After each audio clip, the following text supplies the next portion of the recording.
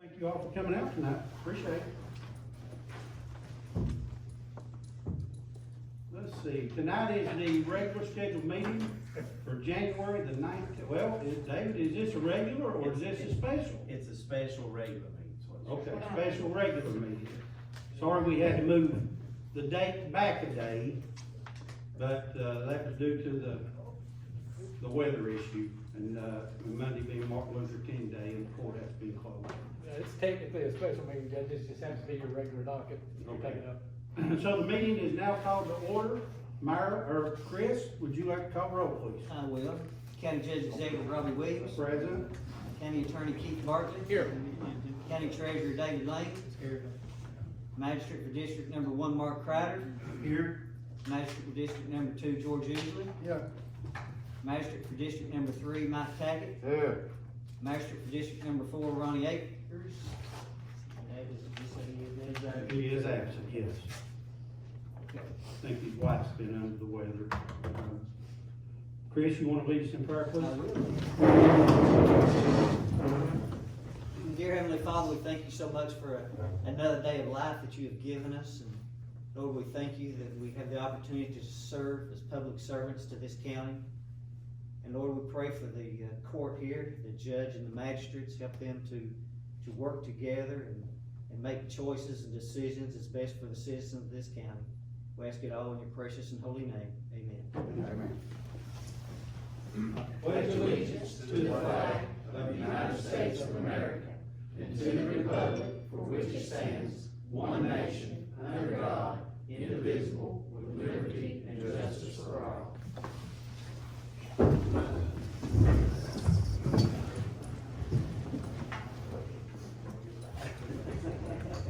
We won't be taking. Okay, before we get started, I do want to take a minute. I want to thank all of our county employees since the first of the year. Our folks have really put a lot of hours in. They've done a heck of a job in keeping these roads, passable. We still have some flooding issues that we have to address. Dale and I spoke when we originally had the flooding on January 1st. Our initial estimates was anywhere between 300,000 to 500,000, and it looks like now, what'd you say, Dale, up to $1.5 million? At least.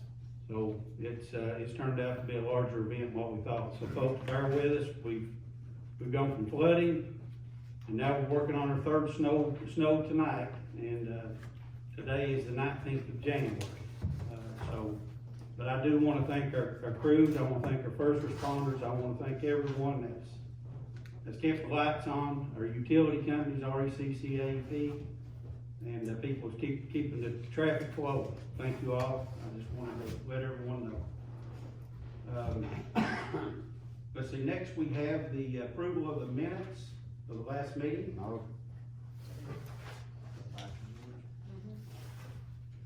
Mike and George? All right. Chris, you want to call roll, please? Magistrate Mark Crider. 4. Magistrate George Usley. Yes. Magistrate Mike Tackett. Yeah. Next, we have the treasurer's report. David, I see we've got a pretty big claims list this time. We do, and that's not included in in our January month end, but I mean, we're right at 1.9 million, took in 1.2 and spent nearly 1.4. But we're hoping that. Well, we have several things. The Justice Center, the roof on the Justice Center. True. That will be reimbursable. We have also some art projects that will be reimbursable on there. So, we're doing good. County's in a good position financially. Just want to let everyone know that. Let's see. E911 report. Joe, anything to report? I ain't got a thing this month. Okay, all right. Jail report. Joe, anything on the solid waste? Everybody knows that they're running a day behind this week because of the snow. solid waste is, so they will run Saturday, for Friday. So they're a day behind. And also, if anybody's looking for a part-time job that can turn into a full-time job, they're looking for some good workers at Waste Connecticut. Well, I've told a couple guys, spoke with Dave up there the other day, he said he had some positions open, $20 an hour, and, with full benefits, and couldn't fill them. I mean, you know, those are good jobs with health insurance and retirement. So, yeah, if anyone needs a job, they need to get up there and apply. They have to have CDL license, Joey.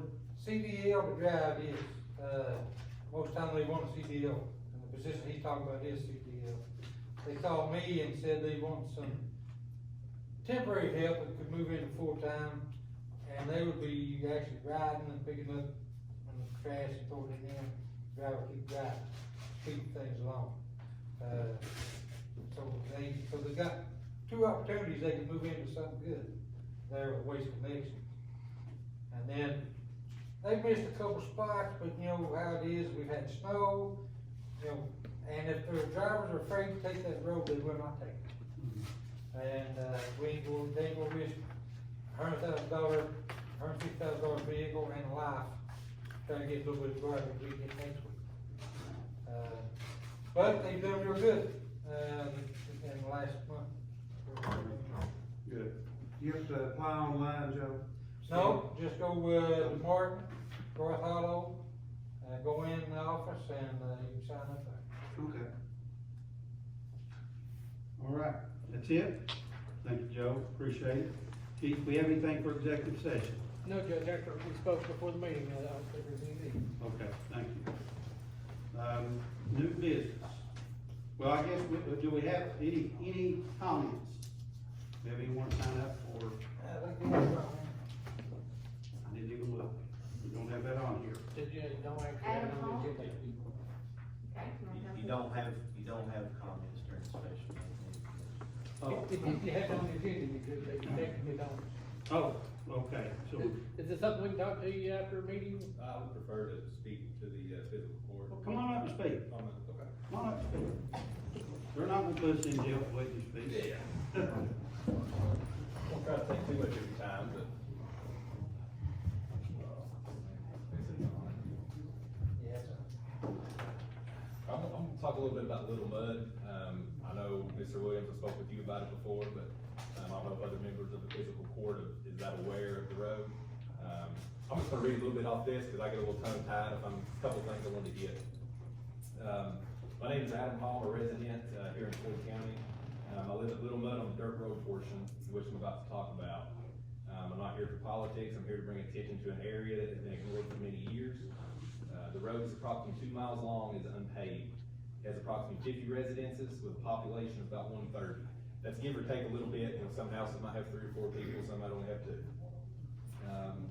Let's see, it has, the roadway sees about 300 plus cars a day now in a 24-hour period.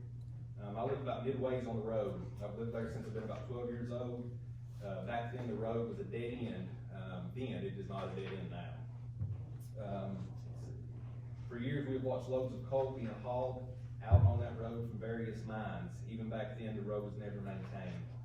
A load of gravel might have been dumped out once a year, and a grader would come by and scrape the surface, just breaking the road down more and more until the ditch line were on the same level as the roadway.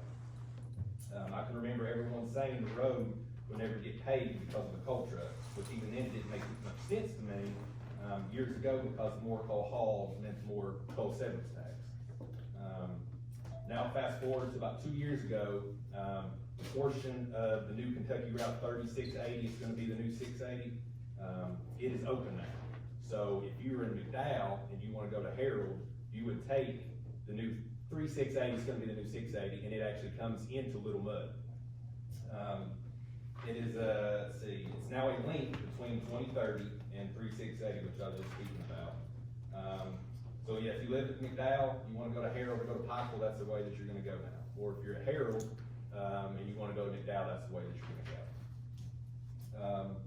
Let's see, now the new Kentucky Route 680 has also began construction, and the state utilizes Little Mud to get to and from the construction site on a daily basis. It puts about 30 vehicles roughly from the contractors and the state workers. Let's see. Now recently, we haven't had a coal mine up there probably in about, estimated about 4 years. Now presently there is a new coal mine that's open there. Trucks are routinely hauling from that road, utilizing the county road. Let's see, I would say up until the state highway was open, I would have said, this is mainly just a county issue, but now due to that road being open, I would say it's a state issue as well. Just for the simple fact that, it was a dead-end road. If you took that road, it's gonna be a dead end, it doesn't lead to anywhere, just residences. Now, that is a main link between McDowell and Harold. The road gets traveled, like I said, approximately 300 cars in a 24-hour period, between people living there and people going to work, say PMC. If you live in McDowell and you work at PMC, you're gonna take that road now. So now it's just not the county's, issue, it definitely is a state issue, but, I will say that I felt like the county could have done a lot better job with infrastructure and the foresight of thinking about, hey, this road's about to be opened up to this amount of traffic. We need to, do something about it. It needs to be paved. It's 2022. Nobody should have to live in mud like that.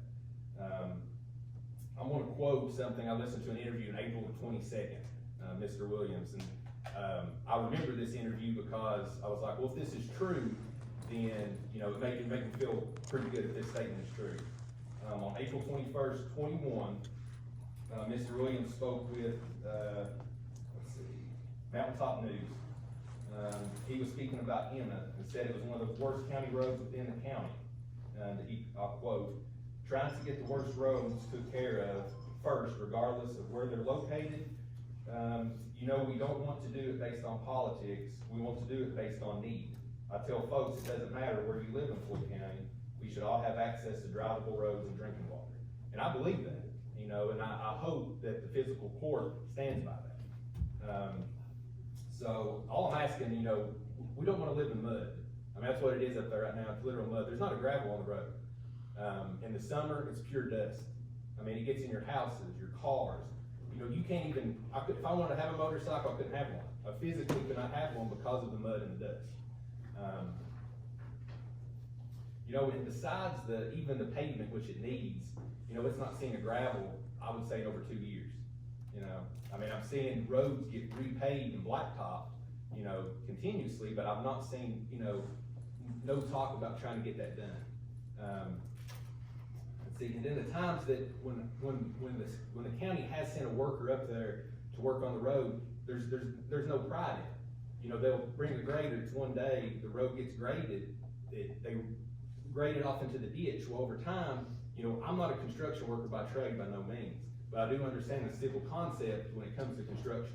If the road is, lower than the ditches, when you do grade it, and say if you did put money in the gravel, if the road's just gonna erode away. It's just, that's simple construction. But, I know Mr. Akers Mr. Akers not here tonight. I know Mr. Williams is familiar with it. I've, called and spoke with him several times, and I think other members of the community. I just had a couple questions. Am I allowed to ask questions? I don't know how this works. Absolutely. Okay. Never spoke in this setting at a physical court meeting. I know, like I said, the years that coal's been hauled, past and present now, why isn't the road bonded and the company's hauling required to keep up the road, or the money from that used to pave the road? Why is the road not bonded? Yes. It's a gravel road. It's not an asphalt road. See, a gravel road can't be bonded? Well, it can be bonded, but what are they protecting? Now, we have a road at Goose Creek, we have current mining on, that road is fully bonded. I didn't know if that money could be used to, just keep gravel or something of that. No, that's not what bonding ensures, that any damage that is done to the road, So it just. that they repair that damage when they leave. Okay, so just pavement then, correct, you said? We do it just on paved roads, Okay, correct. okay, I didn't know, that's why I was going to ask a question. The coal severance tax over the years that you used there, could any of that be spent on the infrastructure there on that road? Well, probably could have. Our coal severance for the last 2-3 years has been less than $200,000 or $300,000. Okay, I didn't know, that's what I said. So, we don't have $4 million like they had 15 years ago. Okay. So that's a big dent in our, Oh, I understand. I also spoke with, her name is Mary Holbrook, she is the director of the Department of Highways, I guess on the state level. I spoke with her, it's been, several months ago. She advised that there was talks, which I know Magistrate Akers is not here. He advised that there was talks between the state and, I guess, the county taking that road over for the state.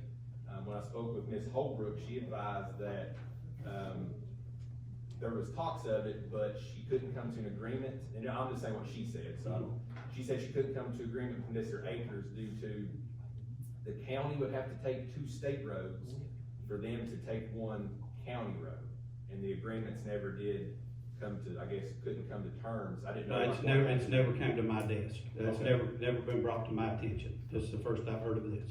Okay, and last one, you know, I contacted, our state rep, Ashley Tackett, I guess, on the state level, and, you know, spoke with her, and, you know, she advised that, I guess, some money was gonna be given to the county from the state level for infrastructure in the area.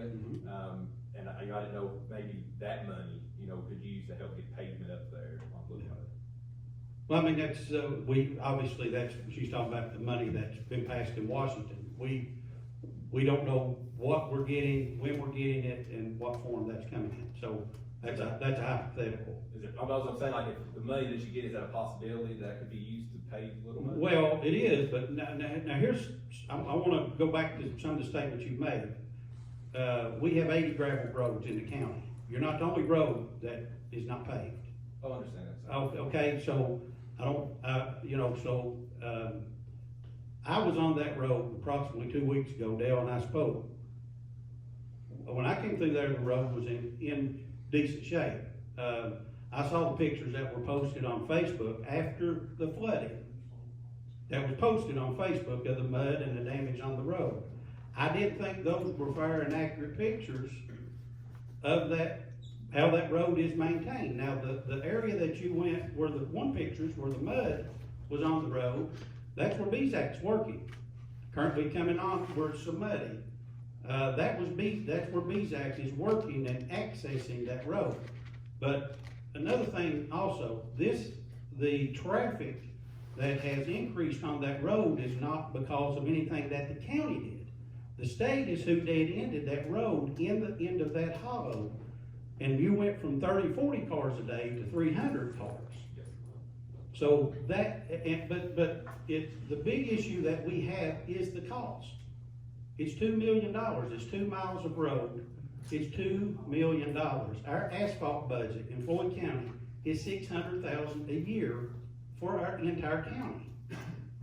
So, with that being said, I think the state needs to take and assume some responsibility for what's going on there, and the state should step up and give some assistance if they're gonna keep that traffic flowing through your community the way it is. I 100% understand, if you've got 300 cars coming through on a gravel road, that it's going to be an inconvenience. Yeah, I mentioned, I believe too, you know, it's also the state's issue too. It wasn't up to the county to open the road, it was the state. But, you could take a trip up there right now, or I could, you know, I don't care if it's to send you pictures, no matter where you take a picture on the road, it's pure mud, there's no gravel. You know, there's not been gravel there, and I really think years, from what I understand. Well, if there's not been gravel put on the road, I'll have to check with my PO clerk and see what's going on. Dale, when's the last time we put gravel on It the was road? gravel last year. We put at least 500 ton a year on it. We put at least 500 tons a year on that road. 500 tons? Yeah. Okay. Now realize, that's 10 loads of gravel on a 2 mile road. That doesn't, but, Would you think that's probably the heaviest traveled dirt road now in the county? oh, absolutely, without, 100%, it's probably getting probably 5 times more traffic than any other dirt road. I agree 100%, it should be fixed. But that is something the state needs to step up, and the state needs to assume the responsibility, because they're the ones that has taken 680 and ended it in the end of that hollow, and turned it into a local community road and turned it into a thoroughfare for a four lane coming out of Harold. But now, when 680 is completed, and we've had discussions on this, when 680 is completed, that traffic will go back to just local traffic. They will not be exiting off at that exit. With coal trucks and stuff of that nature, I'm sure we'll still utilize the road. The coal trucks that are up there, yes, I'm sure they will, I'm sure they will. But you know, if the state would step up and help us financially, we would do something. We have, our revenues in Floyd County are $14 million a year. We run a jail, we pave roads, that's what we have in revenue a year in Floyd County to operate. We have $600,000 for asphalting roads in the county, and if we can get additional monies from the state, we use those as well. You're talking 2 miles of road that's probably, how wide's that road, Dale? It's wide. I'd say at minimum, what do you say, 14 feet at the narrowest? I mean, if we went. 14 to probably 18 in places. Wow. Yeah, I wouldn't, I wouldn't. Just wait till he finishes and you can come up and you. I wouldn't, expect for it to be, obviously blacktop like a 2-lane, but some other county roads, blacktop in the center, gravel on the side. And I know before, I think when I had discussions, I mean, it was even before, I guess you were elected in office, there was county judge executives beforehand I spoke with. They were always worried about saying the coal trucks would destroy the road. But I always thought, well, like we were talking about bonding the road, if they did destroy it, it's up to them to pay to fix it back. Understand, you don't have all the money in the world, but, I'm sure if any members of this court lived on that road and seen what it was like to live there, I would love to move off of that road, but, I've lived there my whole life, and I have property there, my family lives there, and, it's hard to just move from your home place. Sure, you shouldn't have to, you should not have to, I agree. We just asked the road, even, I know it'd be awesome if the state would, step in and help, but is that something that the court, members of the court, like, ask? We spoke to the state. Okay. We About spoke to the road? state about taking that road over. So, that's when we first came into office, about doing it, and there was no conversation, it got nowhere. Okay. They didn't want it, they said but, if you said that Mary said that she would talk to us about trading roads, I'd be more than happy to talk to her. Yeah, she said it was something between, Mr. Akers, I guess the magistrate of Okay. of District 4, said that, I guess it's a 2-for-1 swap, the way that she explained it to me. Said that the county had to take 2 roads from the state, and the state would take 1 from the county, the way that she explained it. And I do understand the uptick in traffic up there due to the state ending that road.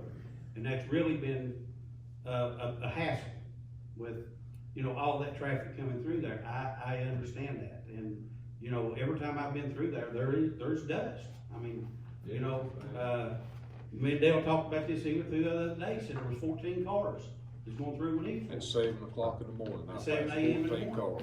Yeah, I was just estimating 300, just by, kind of counting what went through an Yeah. hour when I said that. Well, it's the main thoroughfare up there, 680, it won't come from McDowell and over in Wright Beaver area going to Pike. They use that road, but look, I'd love to do it. If the state needs to assume some responsibility and step up and help us. So, reach out to your folks at the state level, and, if we need to sit down and see if we can't work something out, even with some discretionary funding or some type of a road plan, or even swapping roads, I would be open to that. But, it's, for us to go up there and spend $2 million, and the rest of the county, for, I know you said 2 million, but kind of hard to believe, I think the new road section's like 21 million, 22, it'd be hard to believe laying blacktop would be 2, and building a section of road, removing 2 mountains would be 22, so. It's kind of like a high number, I felt like, for like blacktop. Okay, I appreciate the, field court's time, let me speak. all right, thank you, appreciate it. Do you have something you want to add also? My question not answered earlier. Okay. But get with the state, look, we'll work with the state to try to rectify the issue, One thing, just to me, I understand that that's a 2-mile long road, and I don't agree with the whole thing being blacktop. So why couldn't you cut it in half and start at Morgan Fork and go to 680? Once 680's done, you pick up every house but one house. If you cut the, well, but, it's something to look at, That would say, if it's gonna cost $2 million, then it's gonna cost $1 million. Yeah. And Well, Dale, you had the estimates on it, didn't you? I mean, Yeah, it was a run little the over two. estimates on Well, I mean, our blacktop per ton in place, just resurfacing is $102.45 per ton. So, you know, you'd have to do the base and everything, so, I mean, in order to hold the coal trucks, you're probably talking 8 inches. Yeah, you're not talking, you know, we can't go in and put 4 inches of blacktop down, it'll last 2 weeks, Yeah, you know. yeah, I understand that. But, But I just looked at that as being a way to save a whole bunch of money on blacktop when it comes to that. And then at that point, then they could bomb the road out. sure. But most of them coming out of Hollywood never get on it. They hit 680, you know, when you step foot on it. Yeah, and you know, and I've had discussions with Ronnie, and I've had discussions with other folks up there concerning it, and you know, the situation with the mud on the picture that you put, you know, someone needs to approach BZAC about keeping that road fixed down there. I'm sure you've seen those pictures. I'll send some pictures of the whole road, that way you can see the whole road. Yeah, well, I travel that road, I'm through there at least once every couple of weeks, Yeah, and, a lot of it wasn't due to the flood. It's been like that for years now. Well, unfortunately, the snow that's been on these dirt roads, I have 2 areas, it's the same, just like you guys have got there, it's Sugarloaf, I've had a dozen calls a day, it's sloppy mud. Where the ground froze, and it's brought that mud up through the gravel. It's just that over the years, it's been cut so much that the original slate of the road that was built You- on 60 years ago is showed. there's nothing else to cut, it's on solid. I mean, that's what people say, well, you know, your guys don't understand road construction, they don't cut, you can't cut it You're the one anymore. that used It's to on, grade it all the time. it's on You rock. cut it back well because they Yeah. didn't know how to run each grader, and that's where you're to the point you are now. You can't pull ditches for hitting the city water. That's right. It's just in a pond. The only thing you can do to get the road, is to bring material back in there and build it back up. Pull from the Because you can't backside. cut it down anymore. Yeah. I mean, you're on solid already. So, guys, thank you all for coming out, we appreciate your input, and let's get with the state and see if the state wants to step up and assume some of the responsibility, and we'll do what we can to help. Okay? Appreciate it. Hey, Judge, Yes. can we get your name too for Yeah, Travis Hall. Travis Hall? Yeah. I wasn't planning on speaking. No, it's all right. She's some good terms, but I just. She writes stuff down before the Okay, let's move on. transfers. Let's see, where do we have? Resolution 1, approval of transfers. Second. Chris, you wanna call roll, please? Master Mark Crider, 4. Master George Easley, Yes. Master Mike Tackett, Okay, next we have the regular claims list.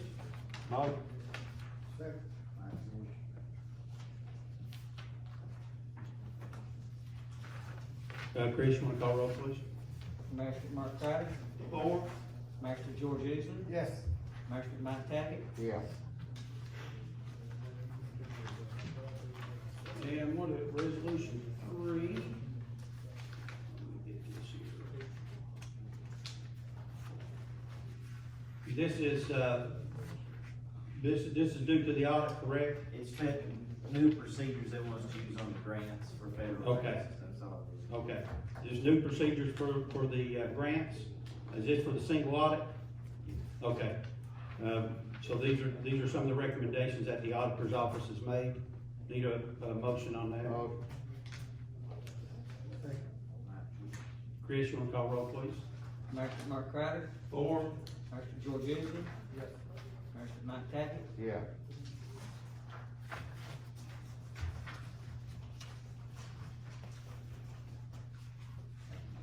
You see, next is, resolution 4, this is the, ABC tax to the sheriff. Second. Chris, you wanna call roll, please? Master Mark Crider, 4. Master George Easley, Yes. Master Mike Tackett, Next, we have the approval of the holidays for 2022. Motion. Chris, you wanna call roll, please? Master Mark Crider, 4. Master George Easley, Yes. Master Mike Tackett, Next is resolution 6. This is approval of the ARC funding for the water districts. Chris, you wanna call roll, please? Magistrate Mark Crowder, 4. Magistrate George Easley, Yes. Magistrate Mike Tackett, Yeah. And we do wanna let everyone know on this resolution, this is approval of a grant for each of our 4 water districts in the county.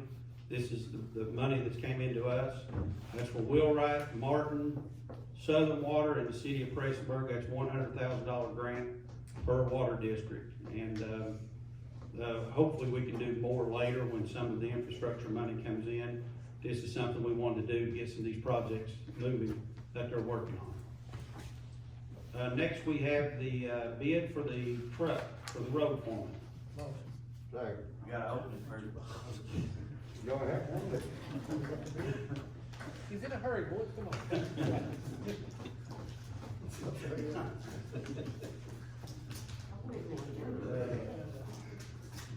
They just always said it in your way, Mike.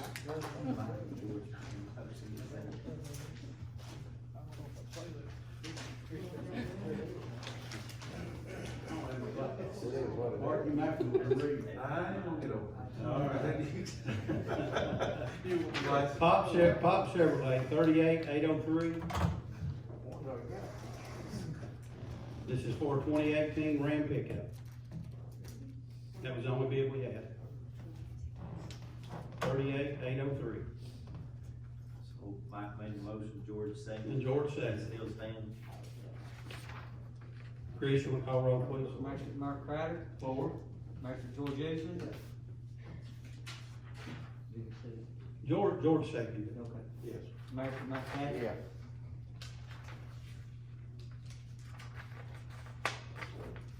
Okay, this is, resolution 8, this is the, FEMA applicant and the 911 director. Motion. Second. Chris, you wanna call roll, please? Magistrate Mark Crowder, 4. Magistrate George Easley. Yes. Magistrate Mike Tackett. Yeah.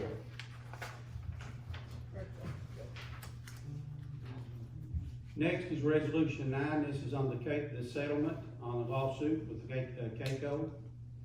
Motion. Chris, you wanna call roll, please? Magistrate Mark Crowder, 4. Magistrate George Easley. Magistrate Mike Tackett. Yeah. Next, we have, hiring of jail employees, resolution 10. Motion.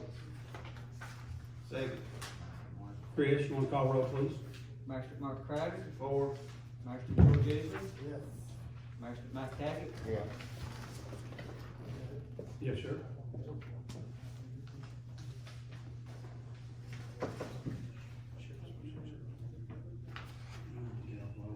Should be a period. I'm gonna fix that. 1497, don't stop my key. Yeah, Okay. just fix the original. Probably should. That's a little much, yeah. Yes. Let's see, next week, this is the, resolution 11.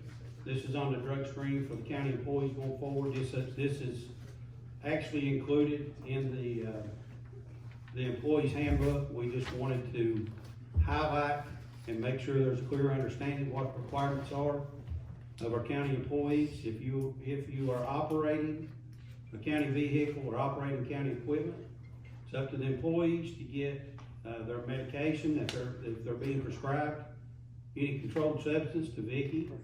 What was the date on that, David? We had by the end of the month?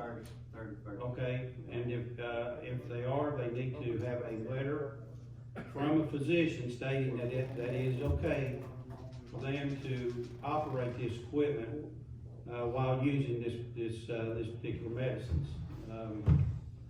If we do not get that information into the office and they're subsequently drug tested, they can be terminated immediately. So we're just wanting to highlight this. We need to do this out of abundance of safety and make sure that we're doing our part to ensure that our employees are acting in a reasonable manner and not putting other people's lives in danger.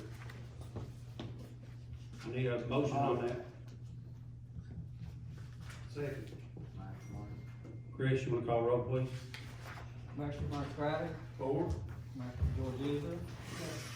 Magistrate Mike Tackett. Yeah. Any questions, concerns?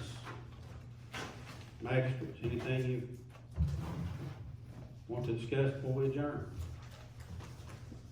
Need a motion to adjourn? You second, Jordan? George seconded, yes. Thank you all for coming out, we appreciate it.